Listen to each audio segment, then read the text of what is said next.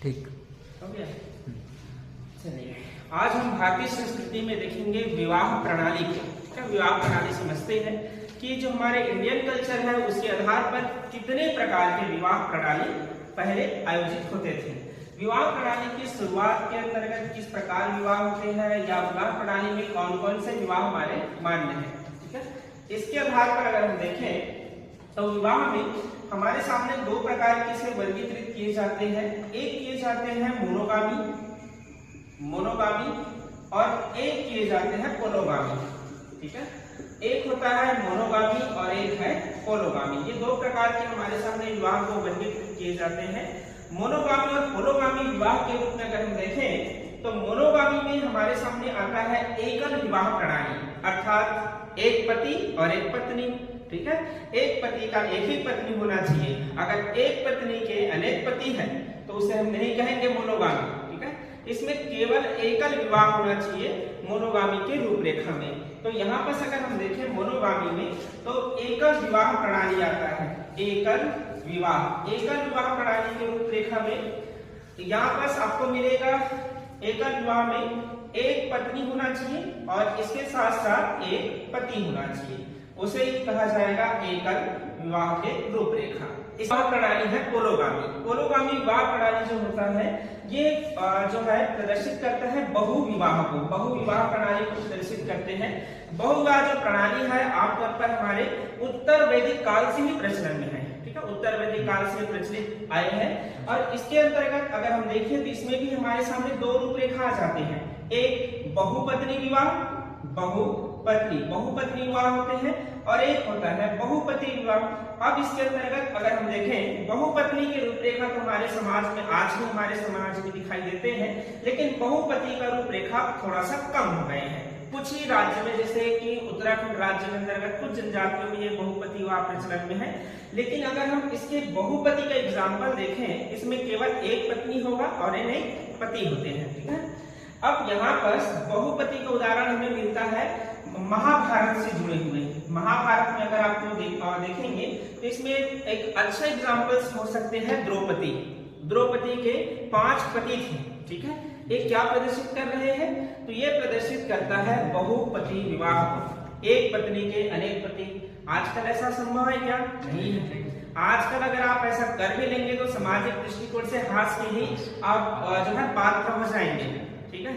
अगर लड़कियां ऐसे करें, अभी तो आजकल ऐसे ट्रेंड हो जाते हैं कि एक पति को छोड़कर दूसरे पति बना लेते हैं लोग, समाज में उसे क्या करते हैं, ठीक है, बहुत सारे अलग अलग नाम दे देते हैं। आप यहाँ पर बोल पाना मुश्किल है, आप लोग समझदार हैं काफी, ठीक है। तो ऐसे स्त्रियों को अलग अलग शब्दों से पुकारा जाता है। तो उस समय ऐसे विवाह प्रचलन में थे जैसे द्रौपदी का हुआ था, ठीक है। बहुपत्नी विवाह आमतौर पर सामाजिक, हमारा समाज जो है ना पितृसत्तात्मक समाज है, यहाँ हम पुरुषों को करने का अधिकार है लेकिन स्त्रियां करें तो गलत मानते हैं और पुरुष करे तो हम कहते हैं कि सही है। अब यहाँ पर एक पुरुष जो है अनेक स्त्री से विवाह कर सकते हैं, ये हमारे समाज में यही दिखता है। हमारे दादा परदादा लोग भी ऐसे किया करते थे, है ना।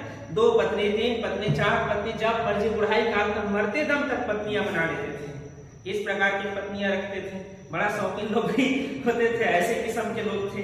तो यहाँ पर बहुपत्नी विवाह का प्रचलन था, ठीक है। एक पुरुष रहेंगे एक पुरुष और इसके अनेक स्त्रियां हो जाते हैं, ठीक है। इसे हम कहते हैं बहुपत्नी विवाह। तो ऐसे ही विवाह के रूपरेखा पाए जाते हैं। एग्जाम के दृष्टिकोण से दोनों को आप याद रख सकते हैं। मोनोगामी के अंतर्गत अगर हम देखें मोनोगामी में तो इसमें आता है एकल विवाह और पोलोगामी के अंतर्गत आता है बहुविवाह, ठीक है। अब उत्तर वैदिक काल के अंतर्गत विवाह के भी प्रकार बताए गए थे। विवाह के टोटल 8 प्रकार बताए गए थे, ठीक है।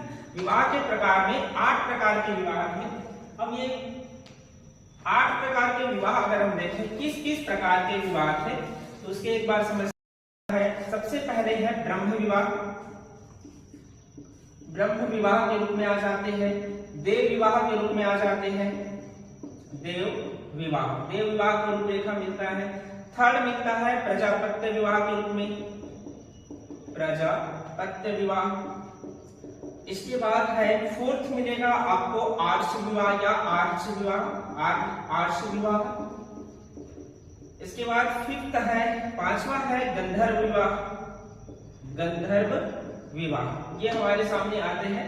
इसके बाद एक 3 और बच रहा है, जैसे कि छठवा असुर, ये भी प्रश्न बनते हैं, असुर विवाह के रूप में पूछ दिए जाते हैं, असुर विवाह।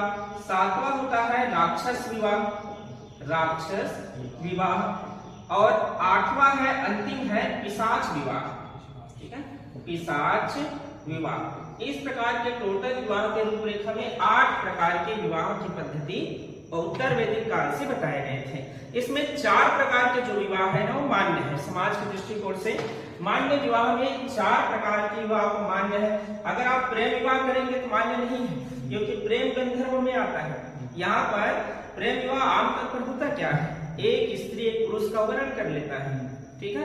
विवाह से पहले ही संबंध बनाना या वरण कर लेना, इसे हम कहते हैं प्रेम विवाह।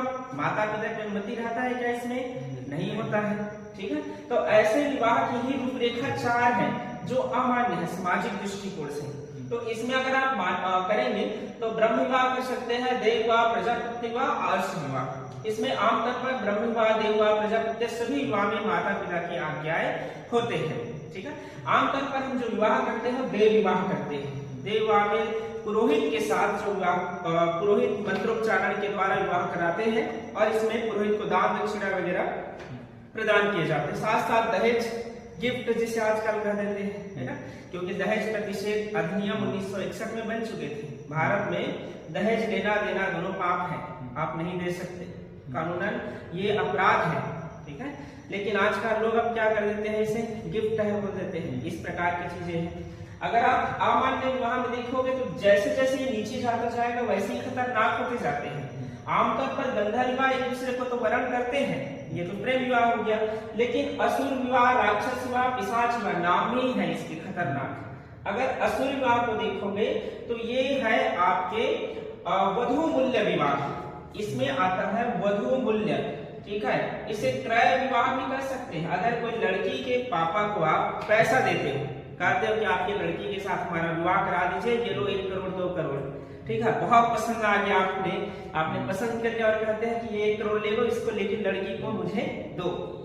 तो ये क्या हो रहा है, आप उसे खरीद रहे हैं। तो ऐसे काम करते थे असुर। तो ये विवाह हमारे समाज में मान्य नहीं है।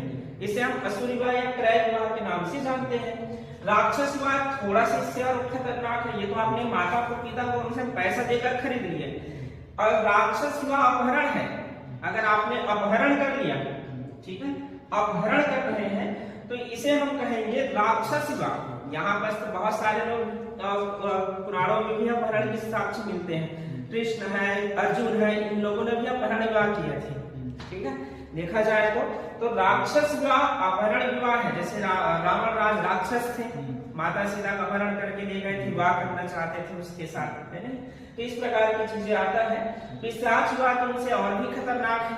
पिशाच विवाह के दृष्टिकोण से अगर हम देखें तो ये जो विवाह है लड़की के कौमार्य को भंग करके, अगर कोई लड़का जो है किसी लड़की के कौमार्य को भंग कर देता है तो उसके बाद लड़की अब समाज के दृष्टिकोण से किसी से विवाह नहीं कर सकते, है ना। तो अब उनका विवाह उस लड़के के साथ ही होगा।